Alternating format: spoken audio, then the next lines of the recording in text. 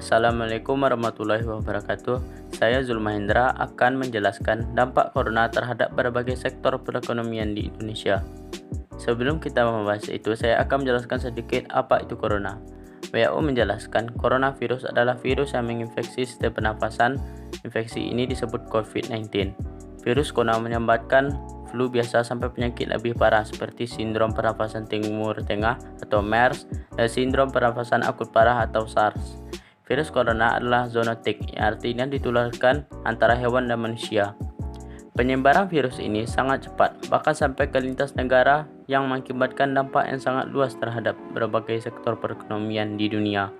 Bahkan menurut beberapa ahli, dampak dari corona ini dapat disamakan dengan peristiwa Great Depression pada tahun 1930.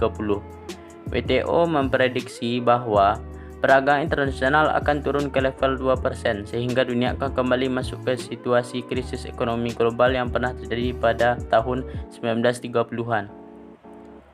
Sektor yang sangat berdampak dari bencana COVID ini adalah sektor UMKM dan pariwisata. Pada sektor UMKM atau usaha mikro kecil dan menengah, dampak corona sangatlah nyata. Hal ini disampaikan oleh Ketua Asosiasi UMKM Indonesia sendiri, yaitu Iksan Ingatubun.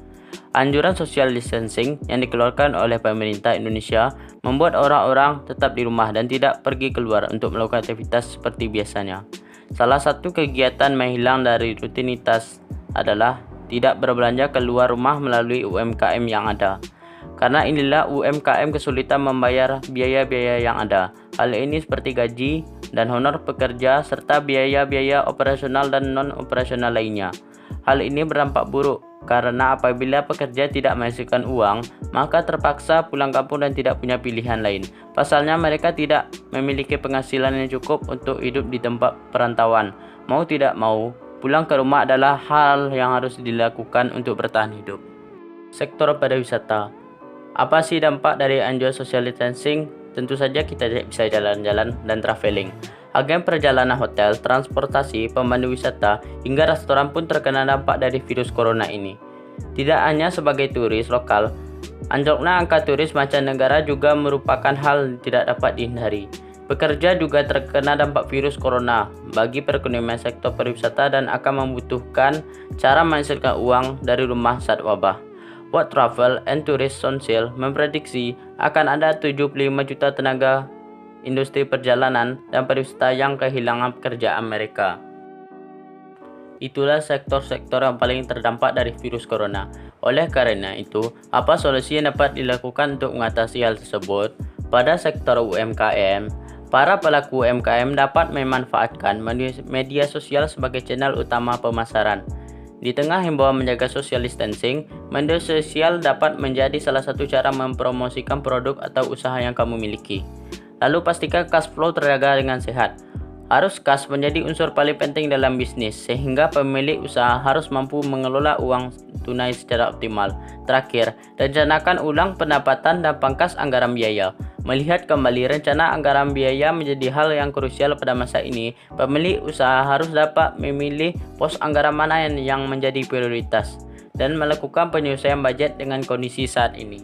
Solusi pada sektor pariwisata. Pada sektor ini, mungkin solusi yang dapat diberikan hanyalah cara membangkitkan kembali dunia pariwisata setelah wabah ini berlalu. Dan cara agar pariwisata dapat bangkit kembali adalah dengan pemberian subsidi pendidikan pariwisata. Pentingnya subsidi ini kepada pelajar atau mahasiswa yang saat ini sedang menuntut ilmu sekolah tinggi pariwisata baik negeri ataupun swasta, di mana sebagaimana kita maklumi bahwa banyak dari pelajar atau mahasiswa ini terancam tidak bisa melanjutkan pendidikannya dikarenakan usaha yang dimiliki orang tuanya jatuh karena dampak corona.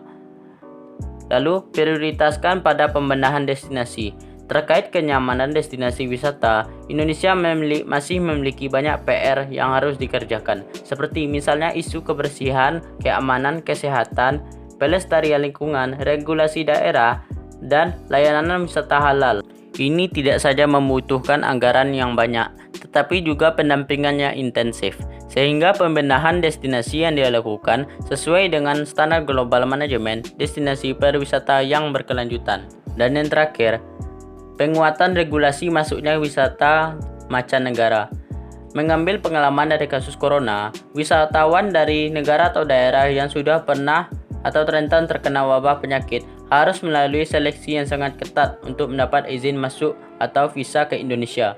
Kebijakan bebas visa kunjungan dari negara-negara tersebut harus ditinjau kembali demi lebih berkualitasnya wisatawan mancanegara yang masuk berlibur ke Indonesia. Itulah video dari saya. Semoga apa yang saya paparkan tadi dapat bermanfaat bagi setiap orang. Assalamualaikum warahmatullahi wabarakatuh.